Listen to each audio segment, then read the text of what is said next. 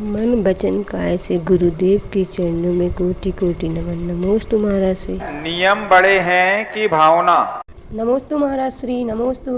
बड़ा होता है क्योंकि भावनाएं तद्रूप फलीभूत हों या कोई जरूरी नहीं है, लेकिन नियम यदि है तो वह नियम फलीभूत होता है।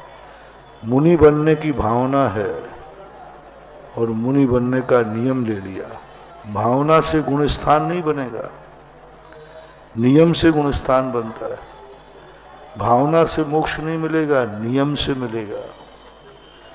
कोई भी कार्य है, भावना है, भावना तो सबकी होती है, लेकिन भावना में तद्रूप कार्य हो ऐसा कोई नियम नहीं है। लेकिन नियम यदि सच्चा है तो वो तद्रूप कार्य करेगा। नियम को बड़ा मानना चाहिए। मन वचन काय पूर्वक कोटि कोटि नमन पूज्य गुरुदेव। नमोस्तु नमोस्तु।